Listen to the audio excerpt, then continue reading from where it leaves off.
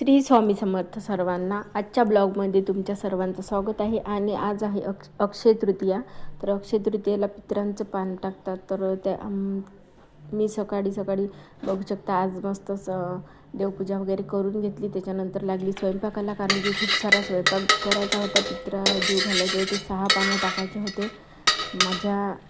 माझ्या आईच्या आईबाबाचं आणि माझ्या बाबाच्या आईबाबाचं, म्हणजे ते त्यांचे 4 आणि माझ्या बाबांच्या म्हणजे माझ्या पहिल्या आईचं असे 5 आणि माझ्या मिस्टरांचं असे 6 पानं टाकायचे होते. तर मग आणि घरचं पण स्वयंपाक आणि मला हे सर्व करायचं होतं. तर मग मी सकाळी लवकरच आटपून घेतलं. हे बघू शकता तुम्ही चिंचोनी, हे जे मी रात्री म्हणजे आदल्या दिवशी रात्री हे चिंच भिजू घातली होती पाण्यामध्ये. आणि हे सर्व मसाला भिजू घातला होता चिंचोनीचा. आणि त्याच्यामध्ये ते वाळा वगैरेच्या मुळा टाकल्या होत्या मी कट करून. आणि हे सर्व मिक्सरने बारीक करून घेतलं होतं मसाला. आणि हे संपूर्ण चिंच वगैरे धुवून मस्त गाळून घेतली. हे सर्व मसाला चाळणीने गाळून घेतला आणि अशी फोडणी दिली. काही जास्त काही म्हणजे भारी वगैरे नाही हे चिंचोनी बनवणं. तर बघू शकता गूळ हा बारीक तन्वीने करून दिलेला होता मला. आणि मी असा स्वयंपाक करून घेतला. डाळ वगैरे काढून घेतली होती वड्यांसाठी. तर मी खीर केली होती तांदळाची. वडे, भजे, खीर आणि कुरड्या वगैरे तळल्या होत्या.